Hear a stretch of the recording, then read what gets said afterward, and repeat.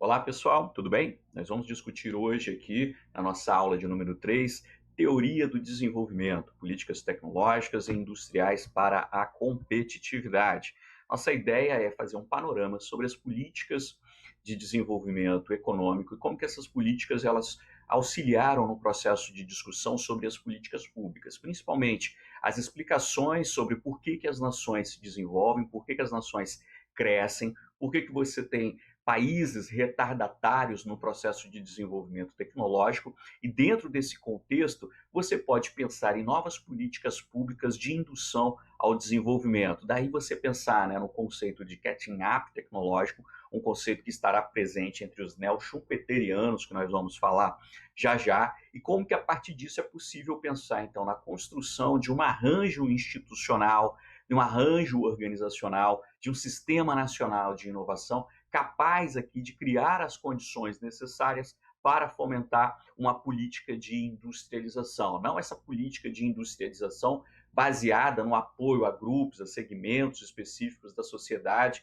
e apaniguando determinados conglomerados econômicos, né? Por exemplo, um apoio ou uma bolsa empresário, como foi considerado recentemente aí os aportes setoriais para grupos exclusivos do segmento industrial nacional, né? O governo Dilma Rousseff fez isso bastante, com a política de campeões nacionais, sem que isso resultasse num processo de indução ao desenvolvimento tecnológico e, consequentemente, a um processo de inovação. Então, a ideia é fazer esse panorama, pensar um pouco como que a economia de mercado ela está vinculada historicamente a essa discussão sobre inovação, sobre como que inovação ela perpassa as discussões sobre as condições materiais, as condições sociais, como que as explicações sobre pobreza, desigualdade, a possibilidade de responder aqui a essas perguntas, né, sobre essas assimetrias locais, as assimetrias regionais, né, se a gente pensa num país continental como o nosso,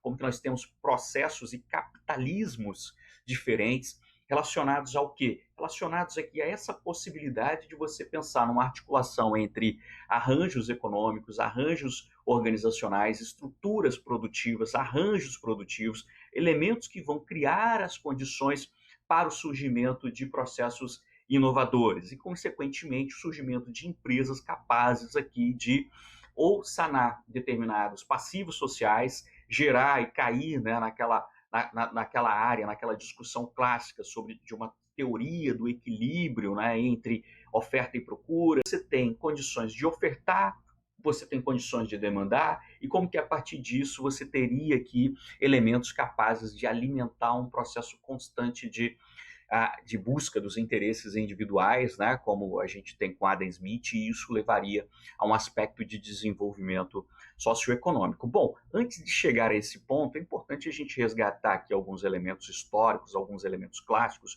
começando com uma explicação sobre a pobreza, né, ali entre os séculos XVI, os séculos 16 e 19, né, início do século 20, como que você tem uma representação, né, entre os economistas pré-clássicos ainda, como que você tem aspectos relacionados aqui a uma interpretação sobre a constituição econômica e sobre a constituição também da realidade social daquele período, principalmente se a gente considerar os séculos XVI, o século XVII, em que a gente tinha ainda um processo de um absolutismo, né, estatal no contexto europeu, e como que dentro deste cenário havia ainda uma restrição muito grande a um processo de inovação, a um processo de indução às atividades econômicas, tal como pensadas e fomentadas ideologicamente pelos comerciantes, né, por aqueles sujeitos originários dos burgos. Daí chegarmos a uma possibilidade, então,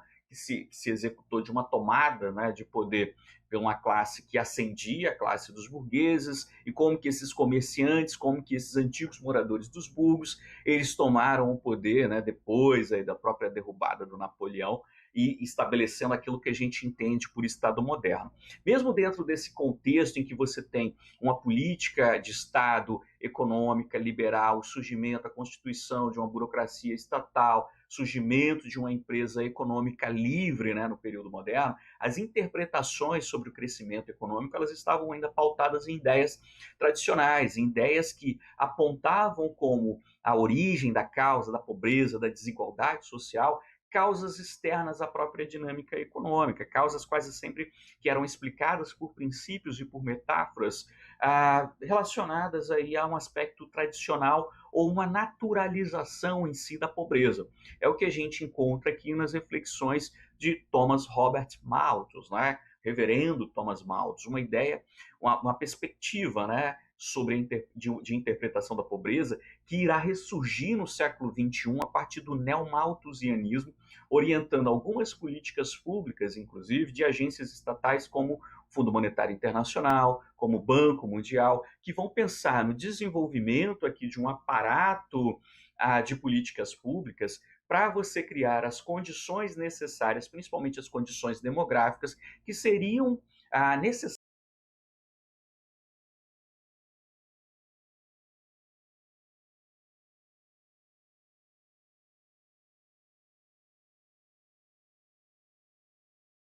e, ao mesmo tempo, a oferta de alimentos. Ou seja, como ele explicou, você teria um crescimento aritmético, né, da oferta de alimentos e, ao mesmo tempo, você teria uma oferta geométrica de força de trabalho, de pessoas crescendo, de pessoas se multiplicando.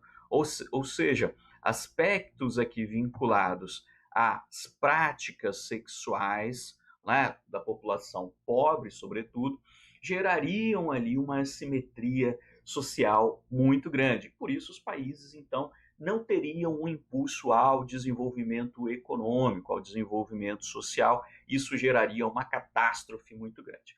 Pois bem, essa visão pessimista, ela foi revista depois com autores clássicos, né, com os primeiros autores clássicos da administração, com Adam Smith, com David Ricardo, né, mesmo sendo aqui o Malthus já um sujeito que irá trazer algumas reflexões importantes para se pensar a economia capitalista, ele não é o sujeito que irá sistematizar, como bem conhecemos e bem sabemos, né, os princípios, os elementos aqui que são constituintes desse sistema geral, desse sistema de equilíbrio geral de uma dinâmica capitalista. Esse papel caberá aqui a Adam Smith, né, no seu famoso livro, no seu clássico livro, A Riqueza das Nações. Ele vai fazer uma análise aqui sobre as travas de estabelecimento de uma economia capitalista, principalmente debatendo com os fisiocratas, né, que defendiam que a riqueza das nações estaria ali no desenvolvimento e no cultivo da terra, daí inclusive as reflexões de Thomas Malthus, né, discutindo, debatendo intelectualmente com os fisiocratas, e o Adam Smith vai colocar que não, que na verdade a riqueza das nações ela estaria, né, na construção de um arcabouço institucional que privilegiaria a ausência de uma intervenção estatal. Ou seja, ele estava se desvinculando dos fisiocratas, estava aqui se vinculando também a uma tradição de uma não intervenção, de uma ausência desse aparato estatal absolutista na economia. Daí, então, a necessidade de você pensar em processos internos, em processos dinâmicos da economia, pensando e focando na produtividade. Como que isso se daria? Por meio da divisão do trabalho. Como que você teria condições aqui de dividir o trabalho, ou seja, de criar parcelas, de criar segmentos, de criar determinados processos de trabalho que teriam a relativa autonomia, essa parcelização do trabalho, essa fragmentação das atividades, ela proporcionaria um aumento da produtividade. E esse aumento da produtividade, ele seria tanto nas atividades manuais, na manufatura, como também no trabalho intelectual. Ou seja, a especialização do trabalho aqui, ela levaria ao surgimento de setores mais competitivos, de setores capazes aqui de se desenvolver e de se especializar. Uma ideia que depois será bastante desenvolvida pelo David Ricardo, né? Uma ideia que perpassou e perpassa ainda algumas das discussões sobre a importância da especialização de países, de setores, de estados, naquelas atividades em que eles são mais fortes. É claro que esse tipo de explicação quase sempre vincula a produção agrária de países em desenvolvimento a esse tipo de especialização, ou seja, as vantagens comparativas dos países, na fala de David Ricardo,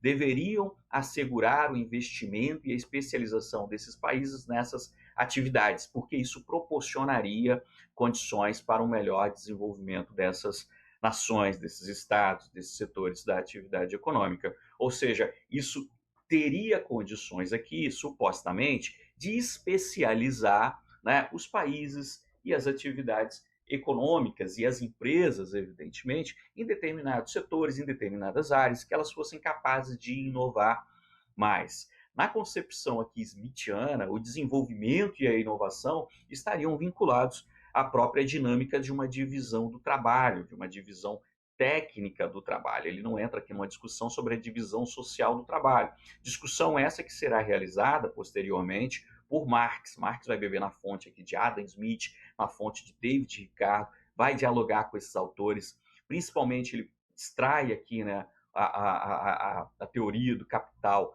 de David Ricardo, leva isso para uma interpretação vinculada, né, ao hegelianismo, a possibilidade de você identificar, compreender, analisar os processos contraditórios dentro da sociedade e explicar a dinâmica econômica, como que essa dinâmica econômica ela induziria a um processo competitivo capaz de resultar em uma maior ou menor inovação. É claro que aqui nesse contexto nós não estamos falando de um conceito de inovação tal como o formulamos, né, ao longo aí da segunda metade do século XX, mas estamos falando aqui principalmente de um posicionamento das empresas e dos grupos econômicos em determinados setores. Para Adam Smith, isso seria por meio de uma adoção de um processo de divisão social, de divisão técnica, principalmente, do trabalho. Para Marx, esses elementos de uma divisão social do trabalho resultariam aqui, principalmente por meio da teoria da teoria do valor do trabalho,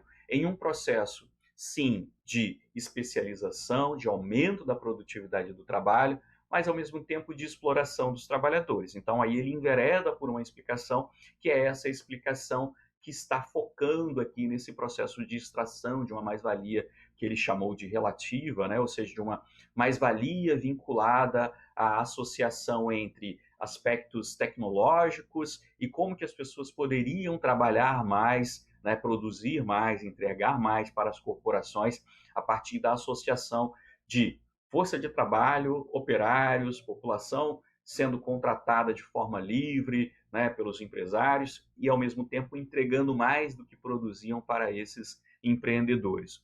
Por outro lado, essa produtividade baseada aqui na divisão técnica do trabalho resultaria também numa extração absoluta do capital, ou seja, naquela ideia ali de você extrair a mais-valia absoluta por meio de uma extenuação da força física daquele sujeito, daquele operário, daquele trabalhador, que então teria ali a sua jornada estendida por 12, 14 horas de trabalho. Isso porque ele não conheceu então o home office no século XXI, né? Todos os profissionais liberais estavam trabalhando essa jornada aí sem que isso fosse uma questão a priori, ou não, né? Enfim, ou seja, nós estamos falando aqui de autores clássicos, e aí a contribuição de Marx ela vai ser importante, apesar de quase sempre ignorada, porque ela influenciará também autores como a Schumpeter, vai influenciar autores como o Nikolai Kondratyov, que nós já vamos falar um pouco mais sobre ele. Para quê? Para entender como que você tem um processo competitivo, né, na economia de mercado, e esse processo competitivo, ele induz a um deslocamento dos empresários para aqueles setores que são capazes de ofertar uma maior taxa de retorno dos investimentos, né, que o Marx chamava aqui de um maior retorno da taxa de lucros, ou seja, como que você tem uma tendência aqui de um deslocamento de capital para esses setores que são mais competitivos. Esses setores mais competitivos, eles incluem um aumento da produtividade, eles incluem aqui o desenvolvimento tecnológico mais sofisticado, né, da sua época, e como que esses elementos juntos serão ou seriam capazes de proporcionar uma maior extração de mais-valia, uma maior extração de lucros, de renda para aqueles primeiros empresários. Ou seja, há aqui já a base daquilo que fundamentou a concepção de Schumpeter sobre um processo de desenvolvimento e de inovação no capitalismo. Daí a necessidade da gente entender os clássicos, né? Os clássicos, eles são clássicos exatamente por isso, porque eles fundamentam um tipo de interpretação que depois será aprimorado, desconstruído, abandonado por vezes, não é? Porém, com muitos insights importantes. Quando a gente olha para Schumpeter, quando a gente olha, inclusive, para as teorias do Michael Porter também, né, sobre a vantagem competitiva das nações, ou como que você tem um processo estratégico entre as empresas, e esse processo estratégico ele requer uma análise de posicionamentos dentro de um determinado setor, dentro de um determinado campo, e como que esses elementos juntos aí, eles podem induzir a inovação dentro de um espaço organizacional. Então nós estamos voltando aqui à fonte, e essa fonte são esses clássicos. E nesse sentido aqui o Marx ele é extremamente importante nessa discussão, né? O Kondratiev aqui ele é importante porque ele vai criar a base para aquilo que o Schumpeter também vai trabalhar e vai desenvolver e vai aprofundar, que são as ondas, que são os ciclos de desenvolvimento, né? Se a gente olha aqui para a contribuição dos clássicos, as contribuições dos clássicos, né?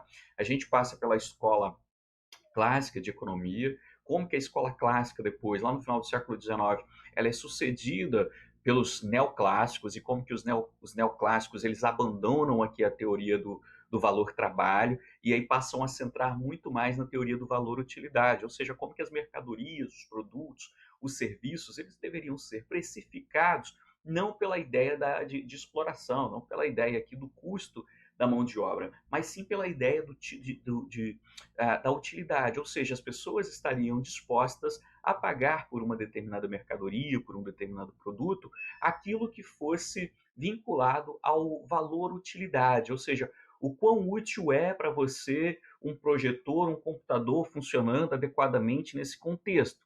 Então, quanto mais for a sua disponibilidade de investir naquele produto, maior será o preço possível, né, de ser cobrado pelo empreendedor. E isso poderia resultar aqui num deslocamento de investimentos e de aporte de recursos lá nessa área, dentro deste novo setor. Mas, enfim, voltando aqui, né, se a gente olha aqui para o Nikolai Kondratiev, ele vai pensar aqui nesse processo cíclico de desenvolvimento das atividades econômicas do capital, no capitalismo, como que esse regime de acumulação, esse sistema econômico, esse regime de acumulação, ele é organizado em determinados ciclos. E aqui é importante destacar, né, que o Nikolai Kondratiev ele morre em 1938, depois de ser fuzilado, né, a mando de Stalin, porque ele foi considerado aqui parte, né, dos grupos de oposição, estaria articulado ali com grupos que seriam grupos enfim, grupos de oposição ao Stalin, aí ele naquela loucura toda, ele matava todos os oponentes, né? E o Kondratiev foi um deles aqui, apesar de ter sido um dos principais economistas, né? No início da década de 20 na União Soviética, aqui, já no pós-revolução comunista de 1917. Mas o que ele foi capaz de observar aqui, e aí ele teve um debate importante, inclusive com Trotsky, né, foi que ao olhar e ao sumarizar possibilidade de ciclos econômicos no capitalismo, ou seja, aspectos vinculados aqui a uma prosperidade inicialmente em um determinado período, como que essa prosperidade ela entraria num ciclo aqui de recessão, depois de depressão e depois poderia passar por um processo aqui de aperfeiçoamentos, né, de melhorias. Isso geraria uma onda longa de desenvolvimento econômico, uma determinada onda relacionada aqui a um determinado padrão, né, de desenvolvimento, que levaria a um outro padrão nesse novo processo, nessa nova onda longa. Então, nós estamos falando aqui de períodos históricos, de possíveis períodos históricos vinculados a uma dinâmica competitiva, né, a uma dinâmica em que haveria um deslocamento, e aqui ele está em convergência com Marx, né, um deslocamento de investimento aqui, ó, e é um processo de transformação desse padrão principalmente no padrão básico de investimento industrial. Qual é o setor econômico que dá suporte e sustentação para as demais atividades econômicas? Ora, são esses processos, são essas ondas longas aqui que nós estamos observando.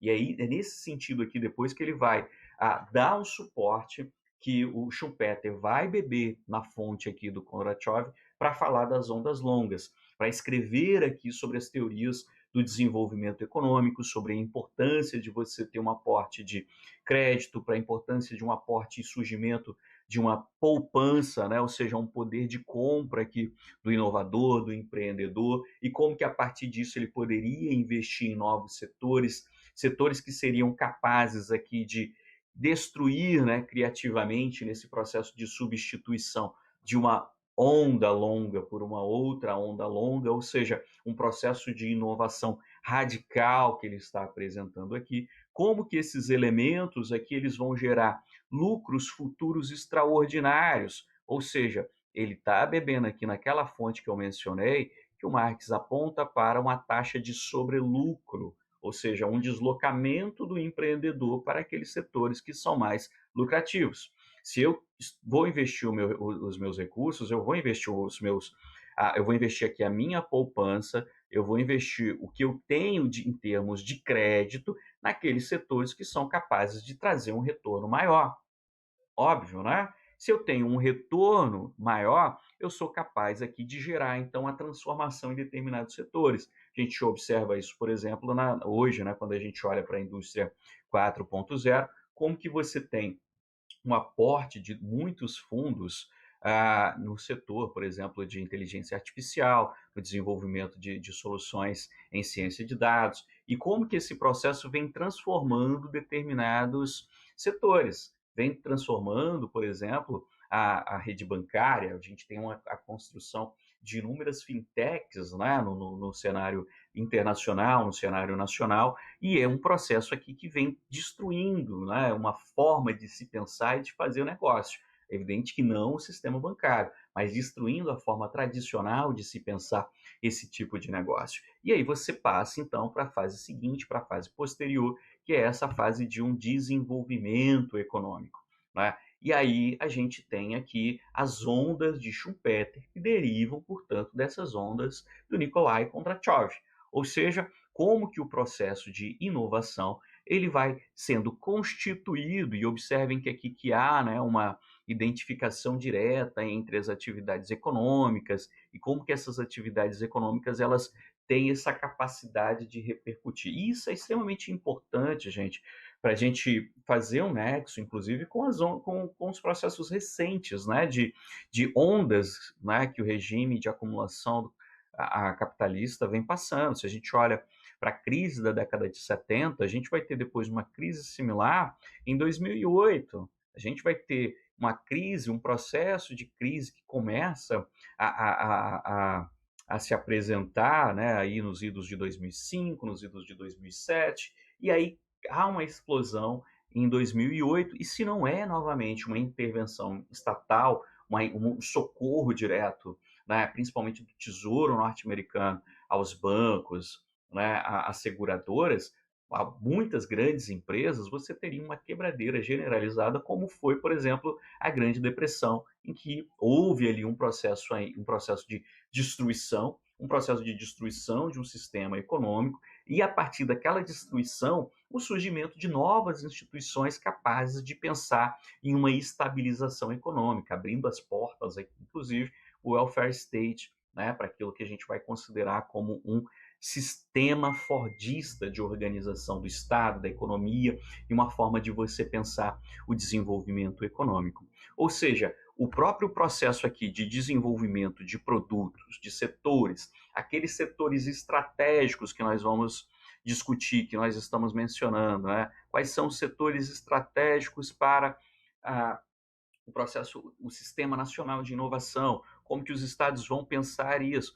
São elementos que estão vinculados aqui, portanto, permanentemente a essa dinâmica econômica tradicional, certo? Quando a gente olha aqui para a moderna teoria do crescimento, nós vamos encontrar um diálogo direto entre os neo-schumpeterianos e essa tradição lá que foi aqui apresentada, entre esses autores clássicos e as abordagens neo-schumpeterianas, né? Há um amálgama, né, de abordagens, de teorias, mas se a gente olha para os neo-schumpeterianos, eles que vão aqui olhar principalmente para os elementos vinculados a aspectos do Sistema Nacional de Inovação, as políticas públicas, a necessidade de a gente pensar como que há a possibilidade de você superar determinados gargalos de países e de regiões e como que isso pode repercutir no desenvolvimento econômico, no desenvolvimento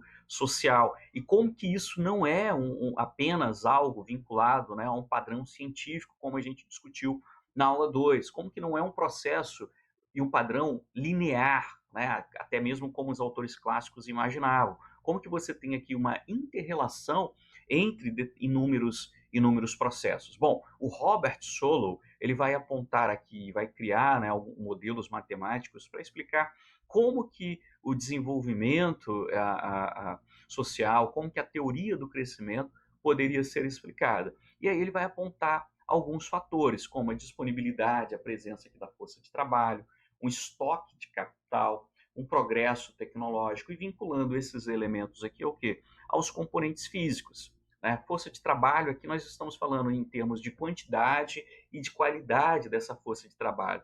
Algo que estará vinculado aqui posteriormente, ó, ao capital humano, às ideias presentes ali em um determinado território, em um determinado contexto. Então, como que você tem, por um lado, a presença aqui de um estoque de capital, ou seja, a disponibilidade de recursos para você investir em determinadas empresas, em determinados setores.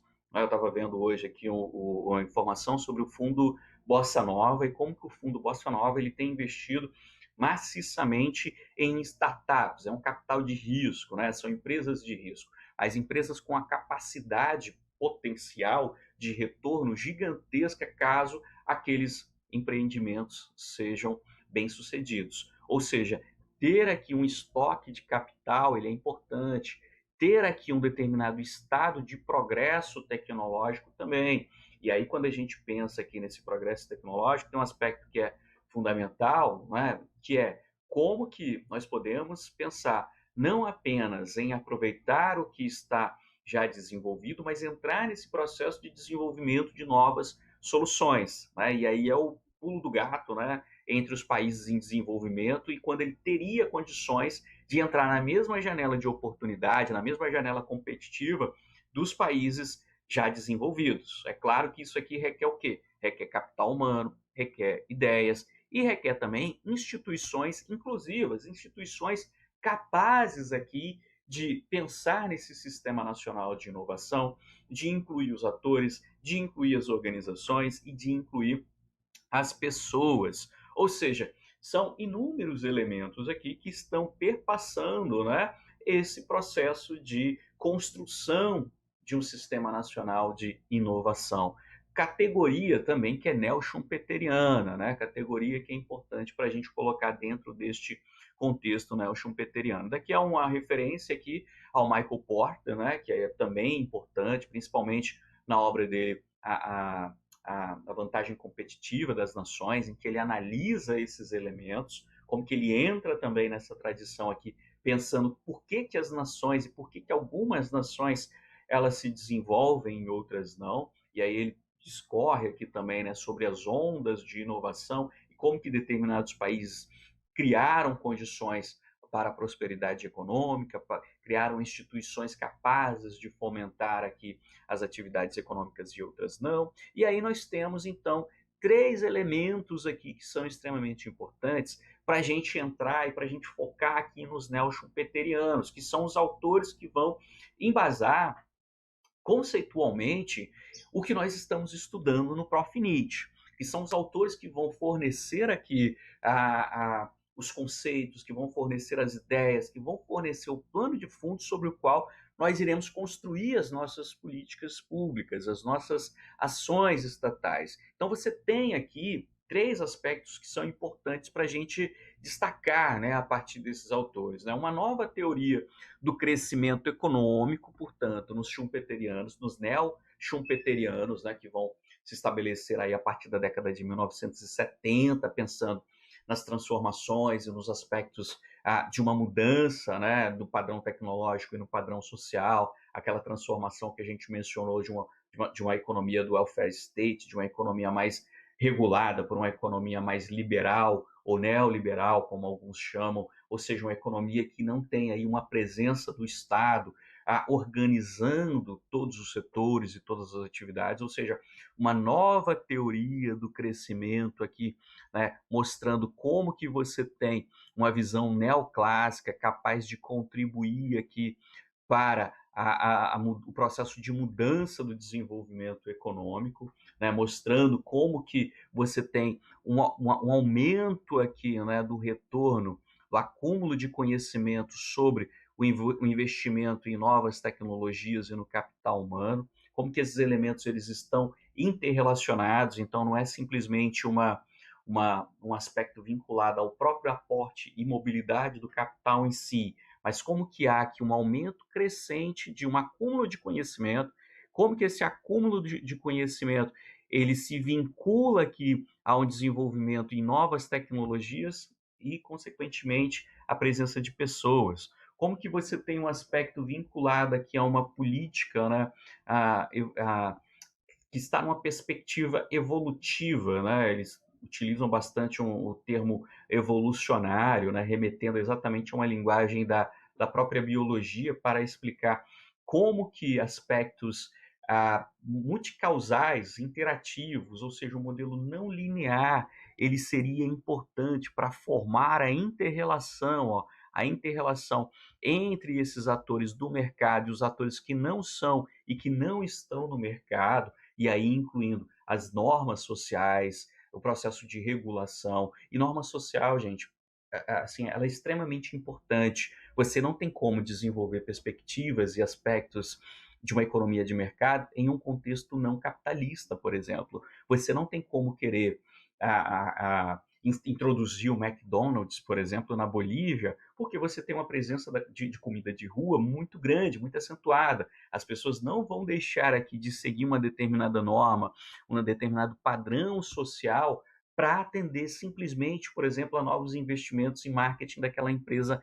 entrante naquele mercado, para consumir Coca-Cola, para consumir a McDonald's. Ou seja, compreender como que há uma interrelação, né, entre esses elementos aqui que vão influenciar no contexto de inovação, isso é extremamente importante. Ou seja, pensar aqui crescimento econômico, pensar esse processo de desenvolvimento econômico numa perspectiva evolucionária ou dessa interrelação são elementos aqui que apontam, né, juntamente para a necessidade de considerar como que há uma interrelação com a economia institucional, que vai criar os aspectos, que vai criar a moldura no qual haverá essa interrelação entre estes setores, entre essas atividades. Então, são esses elementos que vão gerar uma abordagem sistêmica do desenvolvimento,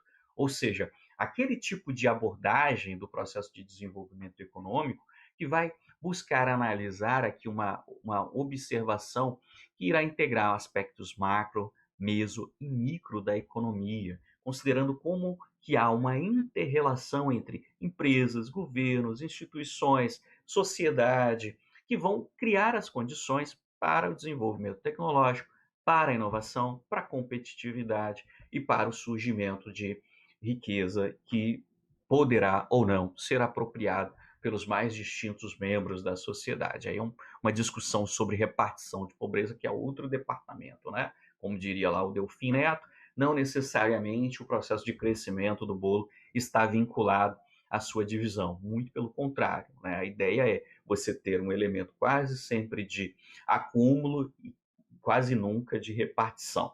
Quando a gente olha para esse framework, para esse modelo aqui neo-schumpeteriano de desenvolvimento, a gente vai ter aqui uma teoria do catching up, ou seja, como que nós podemos aqui pensar na articulação entre paradigma tecnológico, mudanças tecnológicas no nível micro, como que nós temos janelas de oportunidade que vão conduzir, vão levar a revoluções tecnológicas, a processos disruptivos, a processos radicais, a surgimento talvez de novas ondas aqui de desenvolvimento. É claro que quando a gente olha, né, dentro aqui deste modelo, desse framework, para os paradigmas tecnológicos, nós precisamos considerar, evidentemente, aqui as condições de desenvolvimento local, ou seja, a ideia do path dependence, como que o desenvolvimento tecnológico de um país e de uma região vincula-se, evidentemente, à trajetória de investimento daquele país em ciência, em tecnologia, em aspectos vinculados aqui a competências locais, né, as competências organizacionais. Por isso que se a gente olhar para os investimentos no CNPq, na CAPES, FINEP, e observarmos como que essa política, que esse sistema, ele é organizado, nós teremos condições de pensar num possível impacto, por exemplo, aqui, ó, no nível micro de desenvolvimento tecnológico, né? Dentro deste modelo aqui, nós vamos ter, né, no paradigma tecnológico, os sistemas nacionais de inovação, estratégia e coordenação, Estado, mercado e atores globais. Isso aqui é a ponta de lança, né? É aqui que a gente estrutura do ponto de vista legal a organização. A gente comentou na última aula, né, até a partir de uma discussão, a questão do Paulo sobre essa proximidade de empresas e de universidades ou de atores capazes de induzir, né, a inovação. Como que esses elementos aqui juntos, eles integram os sistemas nacionais de inovação e precisam ser desenhados e regulamentados dentro dos sistemas nacionais de inovação, ou seja, dentro daquele arcabouço legal, institucional, previsto para a sua regulamentação. Quando a gente olha para o nível meso, o nível intermediário, nós vamos observar aqui os sistemas locais, os clusters, as relações interinstitucionais, as alianças, ou seja, como que nós temos aqui condições que são condições locais, condições intermediárias nesse processo de desenvolvimento das competências, dos recursos, né, dos contratos, o surgimento aqui, aquilo que acontece dentro da organização em si, que possibilitará ou não, né, o desenvolvimento aqui das transformações tecnológicas. Realmente não é um processo simples, não é um processo fácil.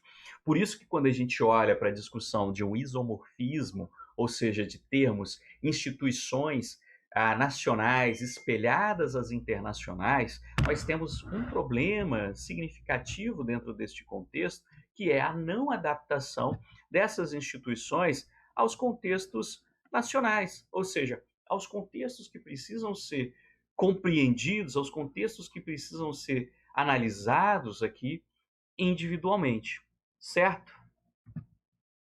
Vamos lá. Olha só, quando a gente olha para o nível macro, né, nós precisamos então ter aqui como foco a ideia e o conceito de catch-up. O que nós estamos falando aqui? Nós estamos falando daquele processo de mudança, de aprendizagem, que afeta a diminuição de gaps tecnológicos e crescimento econômico. Ou seja, como que o Brasil pode se espelhar nos Estados Unidos, ou na China, ou na Alemanha, para se aproximar, para diminuir o seu gap tecnológico em relação a esses países. E ao diminuir o seu gap tecnológico, conseguir se aproximar do ponto de vista de um desenvolvimento econômico também dessas nações. São produtos de movimentos internacionais de capital e transferência de tecnologia. Geram capacitação e aprendizagem local, aumento de produtividade e inovações. Isso aqui é importante, principalmente se a gente pensar que geram capacitação e aprendizagem local, porque não é apenas um processo de divisão internacional do trabalho, em que a gente tem uma transferência, por exemplo, do Carrefour para o Brasil, para a prestação de serviços.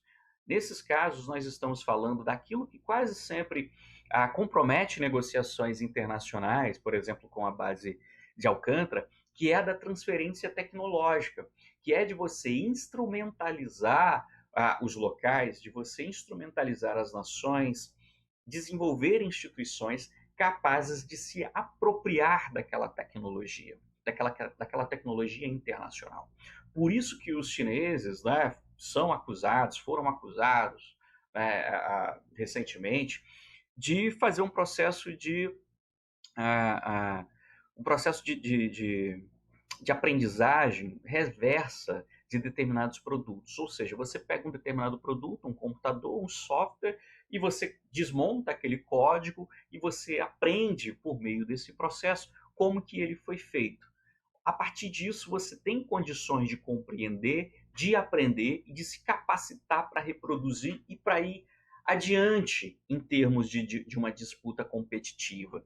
Ou seja, você começa a preencher aquele gap que você tem em relação ao desenvolvimento tecnológico desses países. Você teria condições aí, portanto, então, de aprender e, a partir desse aprendizado, a competir com aquele antigo fornecedor. No caso da base de Alcântara, se a gente pensar o desenvolvimento espacial brasileiro, você incorporar toda uma tecnologia de lançamento, toda uma tecnologia de domínio das atividades espaciais, e você não ser apenas um fornecedor de território, não é? Ou seja, de você realmente incorporar a Agência Espacial Brasileira, aos atores, né, envolvidos nesse processo, um aprendizado de como lidar com essa tecnologia e, a partir disso, se tornar até mesmo um sujeito, né, um país, uma organização, claro, capaz de disputar aqui dentro deste cenário. Então, nós estamos falando aqui de elementos que vão passar por um ciclo, né, por um conjunto aqui de aspectos. O ciclo do produto e a trajetória tecnológica, a redução geográfica de custos tecnológicos, mudanças nas barreiras à entrada, mudança nos potenciais de impacto, diminuição dos ciclos de inovação.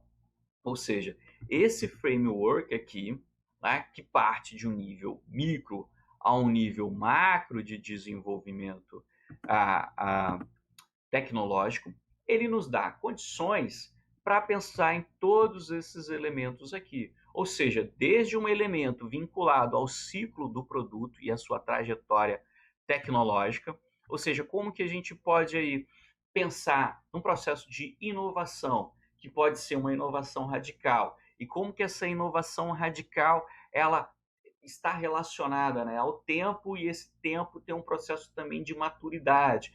Ou seja, aquilo que foi apresentado, até mesmo em termos de ciclo, pelo Kondratiev, está dentro depois das ondas do Schumpeter. Como que naquele processo ali de desenvolvimento e de ciclo macroeconômico, você tem processos similares aqui de desenvolvimento de uma trajetória tecnológica de um produto, desde aquele processo que é o processo de uma ideia inovadora, de uma inovação radical, de uma ideia, por exemplo, da descoberta de um biosintético que vai gerar um novo medicamento. Aquele novo medicamento ele é capaz de passar por processos de novos desenvolvimentos tecnológicos, você vai incrementando, né, novas descobertas, novas inovações, e nesse processo o que, que acontece? Ora, a gente vai ter aqui o deslocamento das empresas, dos setores, das indústrias, para essa atividade, para esse novo medicamento que foi descoberto, para aquele novo princípio ativo descoberto aqui nesse ponto, né, de início da inovação radical.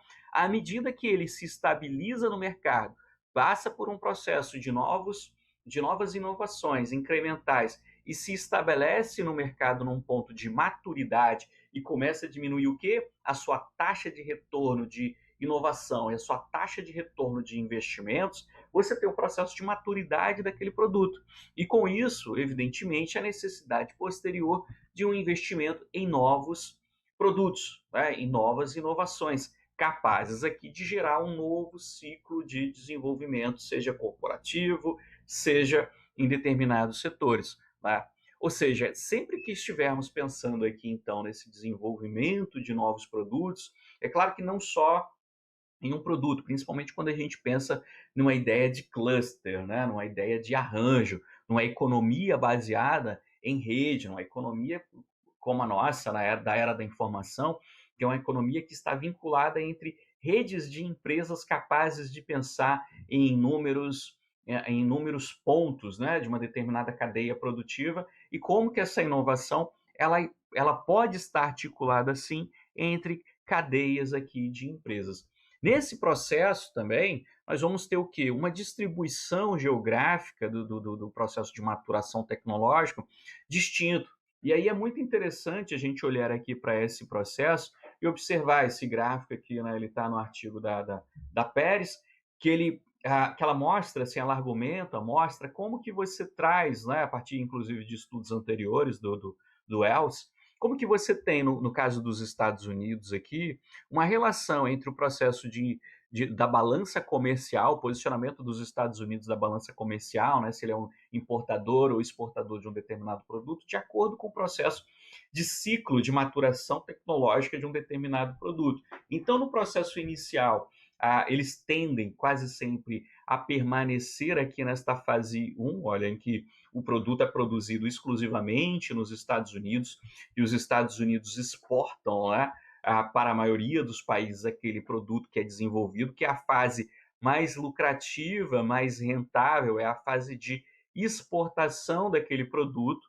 Aquele produto ele começa a entrar num processo de maturação, uma fase 2, né, nesse caso aqui, em que ele começa a ser produzido, por exemplo, no contexto europeu, em boa parte dos países aqui começam a desenvolver tecnologias para produzir também aquele produto. Os países aqui que têm um baixo desenvolvimento, né, tecnológico, a Europa exportando para esses países, como que a Europa na fase 3 aprofunda isso e exporta, e aqui a gente está falando, né, é uma pesquisa de 72, a gente está falando aqui, inclusive, num contexto de quê? Num contexto do welfare state, num contexto em que você tem uma defasagem, inclusive, de muitas nações europeias, Alemanha, França, Inglaterra, em relação ao desenvolvimento tecnológico dos Estados Unidos. Aquilo que a gente vai observar é os Estados Unidos investindo nos setores de ponta, obtendo o retorno do ciclo de vida, à medida que aquele processo, produto entra em declínio, essa maturação sendo exportada, produzido para países europeus, até entrar aqui ó, na sua fase final, em que os próprios países baixamente desenvolvidos, né, os países com uma baixa capacidade aqui de desenvolvimento econômico, os países em desenvolvimento, começam a exportar, inclusive, para os Estados Unidos. Ou seja, tem aqui um gap muito interessante. Por quê? Porque os Estados Unidos, à medida que eles importam isso, eles estão já num novo ciclo de um produto. Eles estão desenvolvendo outras habilidades, outras capacidades, já estão numa etapa superior naquele processo de criação de uma nova tecnologia. Ou seja, tem aqui um aspecto que está vinculado às barreiras tecnológicas de entrada nesse processo de maturação. Então, quando a gente olha para essa discussão aqui, que está vinculada a qual é o nível científico requerido, necessário e que é estabelecido como barreira para a entrada de novos produtos, para o desenvolvimento de novos produtos. Bom, então a gente olha, você tem um conhecimento científico elevado, e é aqui, inclusive, que o próprio conceito de catching up ele é importante, porque qual é a ideia? É fazer com que os países em desenvolvimento sejam capazes de ter um conhecimento científico para entrar aqui, para conseguir disputar no processo ainda inicial com os países desenvolvidos. Se não conseguirem, esse processo ele fica obsoleto, ou seja, ele não se torna capaz aí de ter de participar desse processo de disputa. Ele entra realmente como um retardatário nesse processo. Então você tem o desenvolvimento científico, a experiência e o know-how, e aí é engraçado, né? Assim, engraçado, né? Do ponto de vista aqui da pesquisa, que os países eles entram com um alto know-how científico, com uma baixa experiência. À medida que eles desenvolvem a experiência naquele produto, ele já está no seu ciclo de maturação, aqui na fase 3. E aí eles entram em declínio de novo. A capacidade, né, para usar as não habilidades aqui dos trabalhadores, ou seja, as habilidades dos trabalhadores naquela área não são desenvolvidas. Por quê? Porque se é uma atividade que demanda altamente, um investimento alto, né, no setor científico, de desenvolvimento de novos produtos, então você tem aqui uma não capacidade da sua força de trabalho para lidar com aquele produto inicialmente. Então você tem que investir o quê? Nas habilidades, né? Nos skills daqueles trabalhadores. Eles ainda não desenvolveram a capacidade naquele processo inicial de desenvolvimento do produto. Quando a gente chega ao processo de maturação, os trabalhadores já dominaram, já foram treinados, já foram capacitados, já estão desenvolvendo aqui novas habilidades, inclusive para entrar num novo ciclo, no caso dos países desenvolvidos. Né? Quando a gente pensa aqui na importância locacional, da mesma forma, na fase 1, há aqui esse processo de surgimento, né, da competição, né, de uma vantagem dinâmica na fase 1. Quando a gente olha aqui para um processo de maturação do produto, a locação ela entra em declínio, né? Ou seja, não há aqui um processo permanente e estável, inclusive como era pensado, né, no modelo de desenvolvimento linear, de maturação de um determinado produto. E aqui é onde entra realmente, né, esse gap aqui de desenvolvimento tecnológico, pessoal. Porque enquanto tivermos países, políticas industriais que não invistam na maturação, que não invistam no processo de desenvolvimento, de maturação, de incorporação, na capacidade de desmontar, por exemplo, né, um carro da Tesla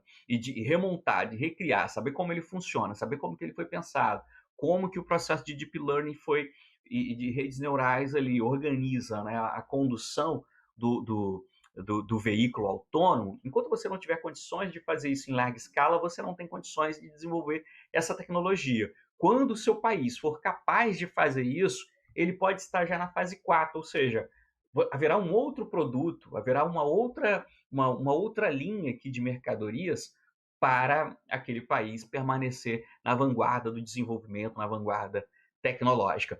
Por isso que a competição de mercado, né, capitalista, ela é tão dinâmica e ela é tão fabulosa. E como que o Kondratiev lá, ele inclusive detectou um padrão de movimentação econômico que ia contra a ideia de uma revolução e de declínio, né, e de implosão de uma economia de mercado.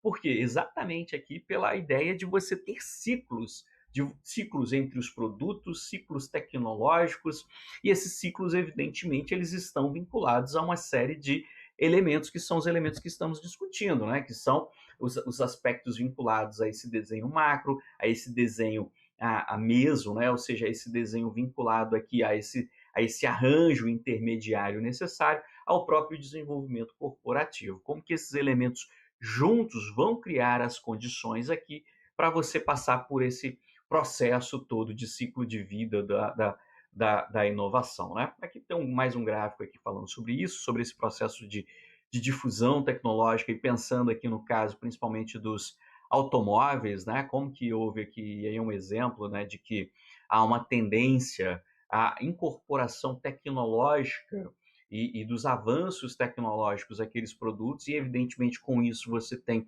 um deslocamento da taxa de lucros. Então, se a gente olha para o carro modelo T, foi um avanço muito grande para a Ford naquele momento, né? Década de 20, década de 30, e aí ele começa a entrar em declínio. A partir de 55, você começa a ter os carros aqui com um câmbio automático. E como isso começa aqui num percentual pequeno, e de repente isso se torna padrão, vai se tornando padrão de mercado, acima de 90%. Então, em 1950, aqui você tinha uma determinada forma de se pensar, né, no desenvolvimento de um automóvel. À medida que os anos passam e à medida que você tem uma difusão daquela tecnologia, à medida que as empresas vão se deslocando, né, como diria o próprio Marx, para aquele setor mais rentável, para aquele padrão tecnológico que está sendo incorporado aos produtos, é aí que você vai ter, então, uma capacidade de desenvolvimento, de incorporação, a capacidade de estabelecer aquele tipo de carro como o carro padrão do mercado. Né? E aí, evidentemente, aquela ideia. É necessário pensar em um novo ciclo, pensar na maturação de um novo produto, e aí o ciclo de uma inovação permanente, constante, pode ser capaz aqui de proporcionar uma vantagem competitiva para a nação, para a região, para o local. Certo? A Pérez, né, a nossa autora aqui que nós estamos debatendo, ela vai apresentar aqui algumas proposições, né, e algumas afirmações. A primeira, as novas trajetórias tecnológicas geram vantagens e acumulação de experiência em produto, processo e mercado para os inovadores. Portanto, as tecnologias individuais crescem interconectando-se em sistemas e construindo uma capacitação social, né, uma tese da coevolução, ou seja, as habilidades sociais elas estão juntas, né, nessa abordagem neo-schumpeteriana com os processos de desenvolvimento tecnológico. Os novos paradigmas rejuvenescem setores e atividades produtivas e, por fim, alavancam modelos técnico-organizacionais e de gestão para absorver as melhores vantagens no potencial de revolução tecnológica. Ou seja, são proposições aqui, né, do paper, são proposições do artigo que ela apresenta e que está aqui na nossa bibliografia que nós estamos lendo. E aqui tem aqui, né, um novo quadro aqui que ela apresenta sobre como que você tem esse processo, né, principalmente se a gente considerar um processo de difusão, um processo de revolução da produção em massa, em alguns setores, e como que eles vão formando determinadas redes, e como que essas redes vão impactando outros setores. Então você tem lá, inicialmente, né, o processo de refino de petróleo, e como que ele impacta em outros setores, em outras atividades, né? Distribuição dos sistemas os sistemas de distribuição dos combustíveis, a construção de estradas e como que isso leva ao próprio desenvolvimento da indústria automobilística, a indústria elétrica se beneficia disso, como que a indústria elétrica é capaz também de gerar o desenvolvimento e a condução, né, de uma indústria dos bens duráveis, como que a indústria de óleo e petroquímica tem um impacto também e desenvolve toda uma cadeia, né, de plásticos, de móveis, de químicos e gerando aqui, ó, a própria revolução verde, né, aqui embaixo da indústria química. Ou seja, esses elementos aí da indústria da produção de massa, início um capitalismo de produção em massa do século XX, ele é deslocado e com ele todo um processo aqui de desenvolvimento de novos setores, de novos produtos e como que esses novos produtos geram aquilo que nós conhecemos hoje como um processo flexível de acumulação do capital. Por que flexível de acumulação do capital? Porque a interconexão entre os setores, a interconexão entre os arranjos organizacionais e a própria base tecnológica, que são os elementos aqui que estão aqui na tela, geram a possibilidade de você customizar os microeletrônicos, customizar aspectos vinculados aqui, uma busca permanente por novos produtos, por novos serviços, por novos mercados, que as empresas vão ser capazes de atender a partir do surgimento dessas novas tecnologias, né? Ou seja, todos esses elementos juntos aqui, eles acabam entrando num processo de transformação organizacional, né? Aqui de forma similar ao quadro anterior, mas falando dos novos produtos, dos novos serviços, né? E como que esses novos produtos e serviços vão mudando também a forma como nós pensamos nas organizações. As organizações aqui da primeira metade, né, até a primeira metade do século XX, a produção de gestão em massa, os produtos e o marketing são padronizados e são pensados para uma produção em massa, como que você tem aqui uma forma taylorista de se pensar, né, na forma de se gerenciar os processos organizacionais, contra agora uma ideia, né, de uma melhoria contínua, né, dos processos de gestão de operações, como que você exatamente utiliza o desenvolvimento tecnológico para prover novos produtos, novos serviços, segmentar o mercado, pensar em produtos direcionados para determinadas camadas e grupos sociais que serão atendidos agora, não mais de uma maneira massificada, mas de uma maneira direcionada. Tudo isso, assim, é de uma forma fantástica concatenada com o processo de desenvolvimento das atividades econômicas. Como que isso leva a transformações estruturais, né, daquelas organizações estruturadas, clássicas, funcionais, para estruturas em rede. A ideia de você pensar o trabalhador sob controle taylorista do tipo bovino agora para um parceiro, né? Uma possibilidade de você capacitar aqui, você considerar o seu trabalhador como parte do seu capital humano, sujeito que está dentro ali do processo igualitário de desenvolvimento de novos produtos e serviços, mas sem ingenuidade aqui, né, gente? Capital é capital, trabalho é trabalho. Por mais que tenhamos um ambiente, queiramos e iremos construir um ambiente de trabalho o melhor possível, jamais haverá aqui igualdade, até porque senão todos seriam empresários, né? E não haveria essa separação entre capital e trabalho. A gente monta a empresa exatamente para isso, para que haja, né, essa diferença. O que a gente pensa ideologicamente é construir o melhor cenário possível para diminuir as assimetrias e as desigualdades sociais, né? Isso enquanto meta de longo prazo. A gente tem aqui, então, enquanto tese, o desenvolvimento de aprender. Né? O desenvolvimento depende de aprender rapidamente o jogo na mudança de paradigma tecnológico. Ou seja, o desenvolvimento econômico ele só será capaz em um determinado país como o Brasil, se formos capazes de incorporarmos as mudanças e as transformações tecnológicas, institucionais, as regras, as estruturas, as estratégias e as reconfigurações sociais no momento em que elas estão acontecendo. Se a gente olha para um mercado hoje como o mercado verde, né, o surgimento aí de uma economia verde, isso está acontecendo no caso do Brasil. Será que nós estamos investindo tecnologicamente na utilização, por exemplo, da nossa bioeconomia? E isso tem repercutido numa regulamentação, numa regulação da economia verde no país? Não, não temos, né? Evidentemente, não temos. Então, mas é exatamente um gap a ser sanado dentro do nosso sistema nacional de ciência, de tecnologia, do nosso sistema nacional de inovação. Né? Enfim, algumas das possibilidades aí. Vamos passar aqui esses elementos, vamos chegar aqui às conclusões, né? O desenvolvimento no atual paradigma. Uma tecnologia como core, né, das estratégias de desenvolvimento, o papel importante de um Estado forte, aqui nesse caso, criando e pensando nas instituições que irão gerar e que irão criar as condições necessárias para a gente pensar no desenvolvimento, o surgimento das ações locais integradas às redes globais, ou seja, você vai agir localmente e você vai ter uma concatenação com os elementos globais, com as redes globais.